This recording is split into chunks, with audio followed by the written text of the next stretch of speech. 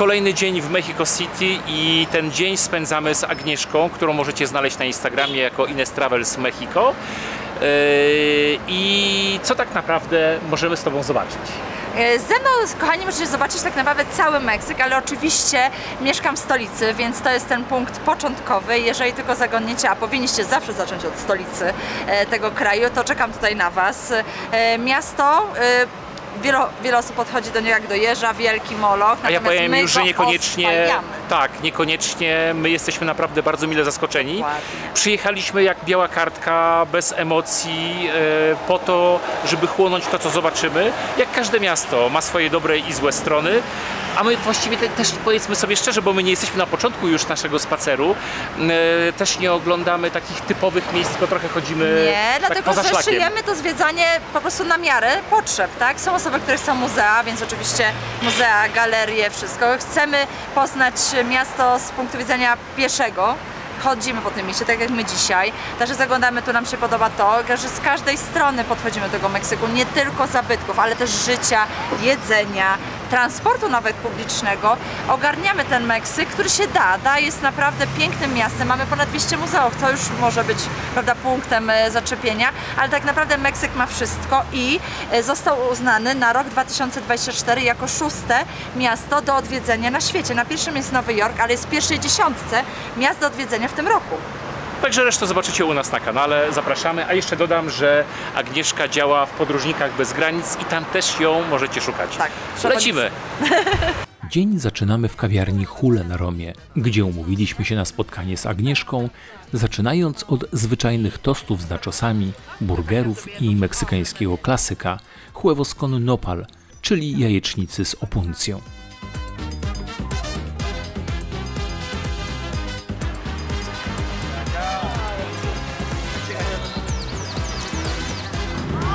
W Mexico City są takie parki dla psów i bardzo często są one większe niż parki dla dzieci. Dzielnica Roma została założona przez właściciela cyrku i po prostu zaczął, no wszedł w nieruchomości, tak? I na przełomie XIX i XX wieku zaczęto tutaj budować budynki, takie jak zobaczymy, w takim stylu przypominającym Francję. Bo to był też taki moment, że prezydent, który wtedy rządził, Porfirio Díaz, bardzo lubił Francję, Włochy i bardzo dużo rzeczy się tak budowało. Pałac Sztuk Pięknych, który pewnie już widzieliście między innymi, to jest moment, kiedy właśnie powstaje i wszystko wzorowane jest na Europie.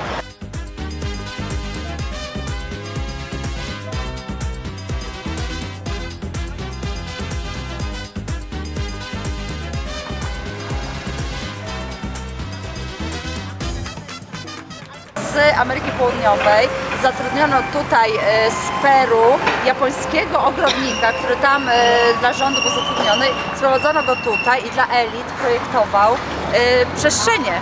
I on wymyślił, że te jacarandas, które znał, będą fajnymi drzewami, które dadzą cień.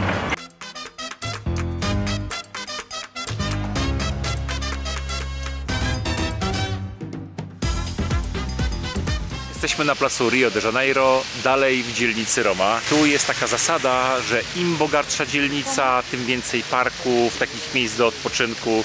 No, Roma należy do takich bogatszych i jest tego naprawdę tutaj masę. Się ją przygotuje. To jest okej, tam nie ma jakiejś ameby czy coś, tylko że czasami ją przechlorują. Dlatego na kawę i herbatę z tego nie robimy, tak? Kawę i herbaty, tylko kupujemy takie baniaki 20-litrowe. Tego wymieniamy, no niektórzy mają filtry, no i na tym robimy kawę i herbatę. Ale to też trzeba przejść do kolejnego tematu, że ja przygotowuję wodę, mam czajnik, bo generalnie Meksykanie nie mają czajników, bo nie potrzebują. Ja nie chcę cuszek z Sofii. W ogóle jest fajnie, bo na tą jedną kartę, którą mamy na metro i na te wszystkie metrobusy, kablebusy, czy gondolki też są rowery, tylko nigdy nie używałam, więc nie wiem jak to wygląda finansowo, ale na jedną kartę jest wszystko. I one są chyba w ogóle, nie wiem czy nie elektryczne, nie? Tak to wygląda. Mogą być elektryczne.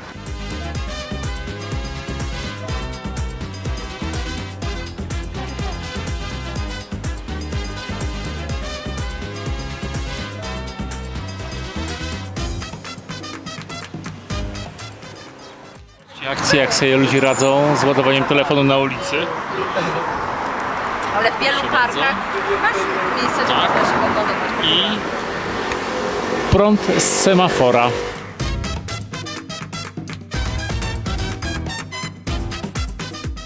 Jak kolejka, znaczy, że musi być dobrze. Jest 12, czyli pora lunchu. Bogatsi idą do knajpek, a normalni ludzie zjedzą sobie równie pysznie i dużo taniej na ulicy. To są kafe de specialidad albo specialty coffee. I to jest paszport na sam Meksyk, tak? Na miasto Meksyk kawiarni, tak. Kilka znam, widzę Ale Pumpę. Ale tutaj są wypisane miasta?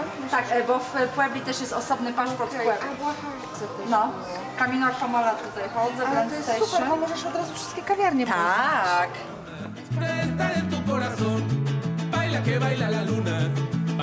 Spacer z Agnieszką ma tę zaletę, że zaczynając od miejsc nieoczywistych, możemy zobaczyć codzienne życie ulicy, poczuć jej klimat, by trafić do najlepszej cukierni uznanej szefowej kuchni, jaką jest Rosetta. Może być z wanilią na górze, może być czekoladowa, czasem z wypełnieniem. Są nawet koncias na słono, także już różne wariacje, że tak powiem, odmiany. Meksykanie je uwielbiają, większe, mniejsze, z piekarni, których mamy tutaj bardzo dużo, także u nas tłusty czwartek jest codziennie w Meksyku. Meksykanie zaczynają swój dzień od drożdżówki maczanej w kawie. Nescafe najczęściej albo americano oczywiście, potem owoce, potem tłusto, ale drożdżówka rano musi być i najczęściej jest to koncia. W środku ciasto drożdżowe, tak? Zazwyczaj bez wypełnienia, ale Meksykanie te drożdżówki uwielbiają.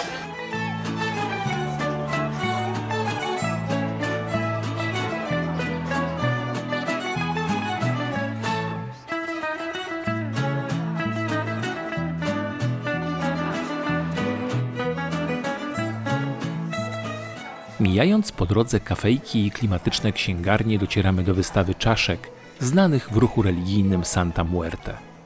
Naszą uwagę zwracają dwie ogromne czaszki zdobione sztuką Vixaritari przez Indian Huichol.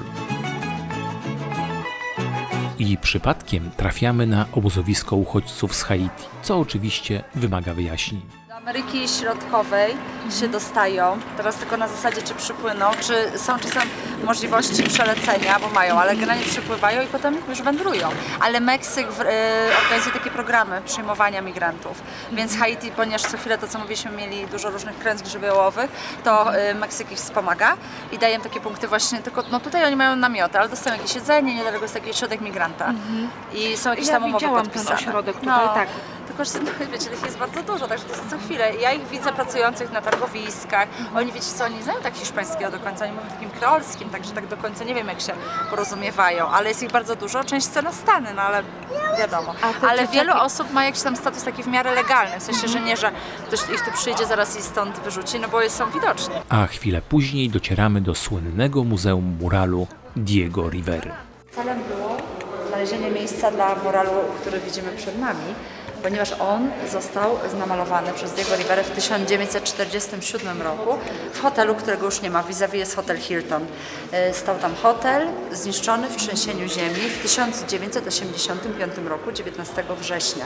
Hotel uległ zniszczeniu, ale na szczęście nie całkowicie i mural miał tylko pewne jakieś tam, prawda, pęknięcia, także wielkie szczęście, że prawie w całości wszystko się zachowało, ale hotelu nie dało się naprawić. Trzeba było go zburzyć, no ale mural był bardzo ważny, więc specjalne dźwigi, wycinanie ściany, nie ma tych zdjęć, ale wywieziono, tak, wyniesiono dźwigami ten mural i stawiono tutaj. Jest to mural, który ma prawie 16 metrów długości, bo mamy tutaj postaci rozpisane, jest ich ponad 80.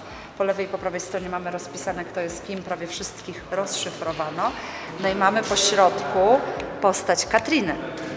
Katrina, którą widzimy, postać z czaszką, jest takim symbolem Meksyku, symbolem w tej chwili Dia de Muertos, czyli Święta Zmarłych.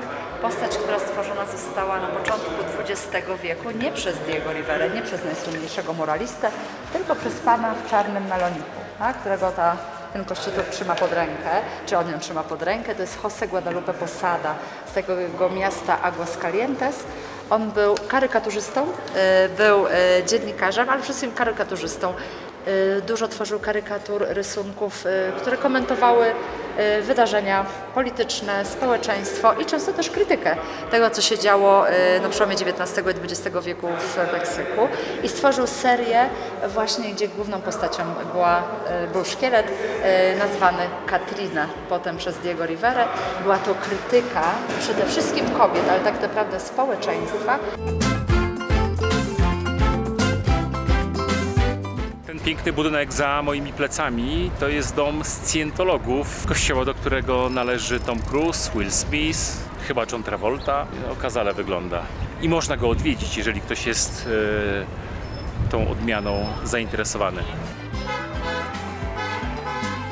Po tej wielkiej pigule informacyjnej poszliśmy przepić to klasycznym azteckim napojem, który w ostatnich latach jest coraz bardziej popularny w Meksyku. Wraca się do korzeni, czyli tego, co byli Aztekowie, Majowie, a nie tylko właśnie tequila mezcale. I jest to popularne, a minimum, słuchajcie, to się piło właśnie po prostu wręcz dzbany od wielu, wielu lat. Mówię, to jest pół litra albo litr, jak chcesz, także nie ma tam, że wiesz, kawałeczek, no ale to jest takie słabe, nie?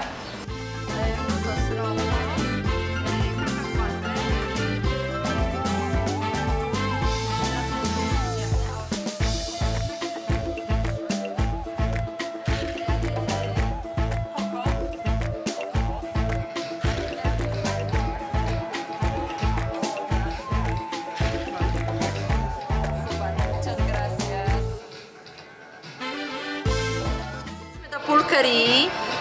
Pulque to jest napój bogów, znany już w czasach prehiszpańskich, Aztekom, Majom, kulturom, które tutaj zamieszkiwały te tereny.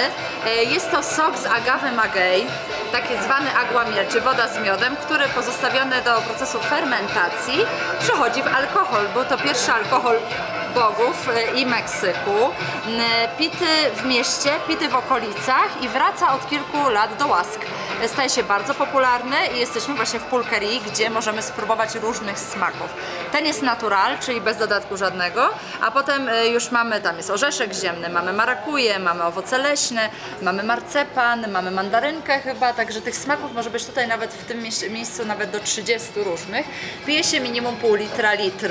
To jest takie minimum. Meksykanie bardzo to lubią i staje się to znowu coraz bardziej popularne. I powiem wam, że to jednak nie nasz smak, trochę taki jakby rozwodniony kisiel w konsystencji, to ma 5% alkoholu, ale my jednak jesteśmy przyzwyczajeni do innych smaków, chociaż Meksykanie przywracają ten napój, bo jest to tradycyjny napój Azteków i nie tylko Azteków.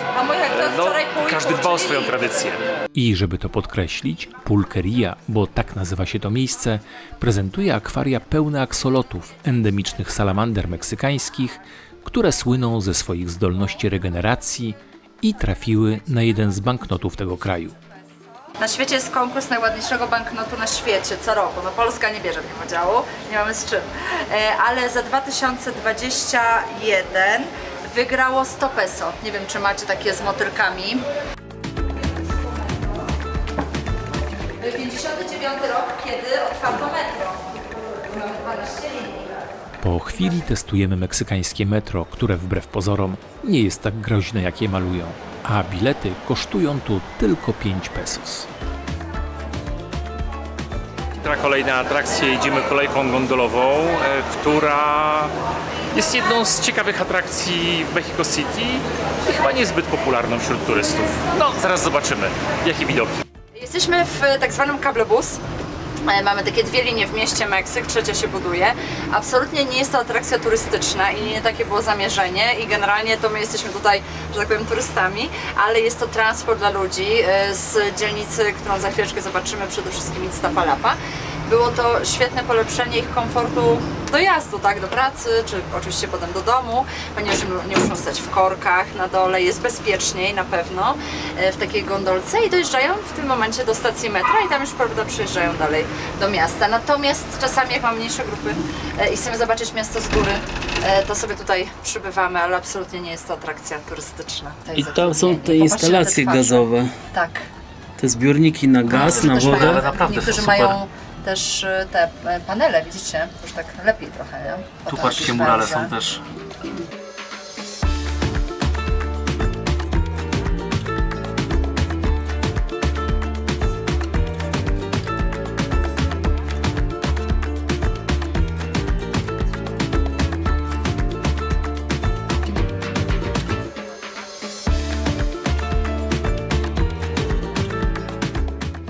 Jesteśmy już po wycieczce transportem publicznym w Mexico City. Przejazd metrem kosztuje 5 pesos, przejazd tym kabelbusem kosztuje 7 pesos i ten kablobus ma 10,6 km długości. Jest najdłuższym tego typu połączeniem na świecie i co ciekawe, tak jak mówiłem wcześniej, to nie jest atrakcja turystyczna, tylko to jest sposób komunikacji dla mieszkańców mieszkających w dzielnicy Iztapalapa. Jak się ta dzielnica? Iztapalapa. Słuchajcie, bo ja mam zawsze dramat z wymawianiem nazw, wiecie? I tu się nic nie zmienia. Pewne rzeczy są stałe. Idź ta do Palapa. Nie, znaczy ja chciałem jeszcze inaczej skomentować, ale nie na wizji, sorry. Jest, ale z pokrojoną, jeszcze zmieszaną cebulką i z normalną papryką. To sobie danie i wtedy z tego sobie nakładasz. I może być na 2-3 osoby 240 albo alamówka de bisteki 390. Ja myślę, że pasto. Ja biorę język na pewno. Ja biorę na pewno Można język. zamówić dodatkowo A policzki, to cebulki. które są, mówisz? Policzki i kacietę. Dobra, typowym napojem jest napój z hibiskusa albo napój ryżowy orciata i tamaryndowca i tu macie piwka. A który ten typowy napój? Jamajka to jest typowy z hibiskusa, a drugi ryżowy to jest orciata. Słodzony? Słodkawy zawsze. Na ulicy, na którą trafiliśmy, jest bardzo dużo knajpek z tacosami i na tej ulicy kręcono również kroniki tacos, które były kiedyś na Netflixie, a w momencie, gdy kręcimy ten odcinek, niestety one już spadły. Mam nadzieję, że jeszcze wrócą. Polecamy Wam, genialna seria. Przepyszne.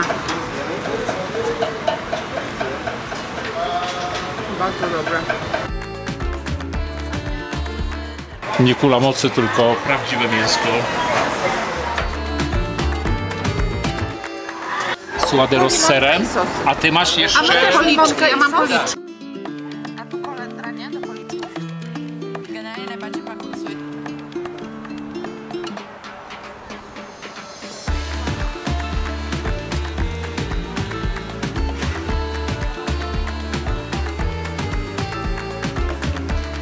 Mam dwa najładniejsze banknoty świata. Jeden z 2022, jeden z 2021.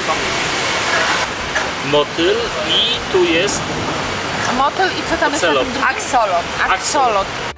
takie pieseczki niby bezdomne, ale samego takosa nie zjedzą, tylko mięsko. Tak naprawdę to on bardzo dobrze wygląda.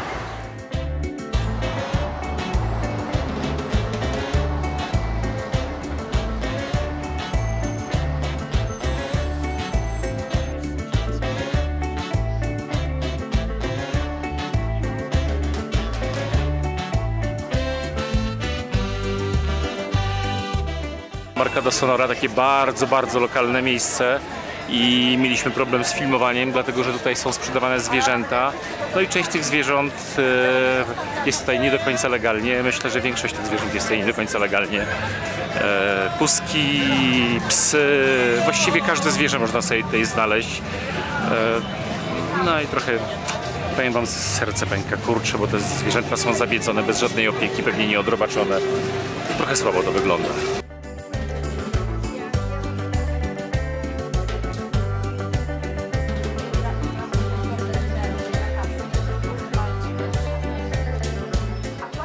Wszystko można znaleźć, na szczęście, mydło i powidło z każdego zakątka świata. Mydło na 7 Proszę. machos.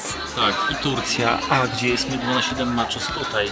I spraye też są. W ryneczku to w ogóle można kupić amulety wszystkich religii świata, tylko jakby tak pomyśleć na logikę, gdyby one działały, na szczęście, pomyślność, na kasę, no to oni by tutaj przecież nie stali i tego nie sprzedawali. Co, Dorys, No chcesz nie mogę powiedzieć? się z Tobą zgodzić. Trzeba Tak? wierzyć w takie rzeczy. Nie, no fajno, ale... Energia podąża za myślą. Ale ja mam nie, różnych amuletów ja... mnóstwo. Nie, no i fajno, to dobrze. Ale bez pracy nie ma kołaczy, no nie, samo nie przyjdzie. Ale ten targ jest mega. Ja robi tutaj widzę kolosalne potencjał dla naszych specjalistów od afirmacji, mogliby spokojnie paczkowaną afirmację sprzedawać. To prawda, nie no mega, bardzo się cieszę, że Tak. trafiliśmy. Są dla dzieci na urodziny, tak? Żeby je rozwalić baseballem, z środka wysypują się słodycze. Ale mogą być też inne imprezy, na przykład pożegnanie, co wieczór kawalerski. O, tutaj mamy panią piękną i wtedy panowie uderzyli baseballem. Którą część konkretnie? I tak, w pośladek.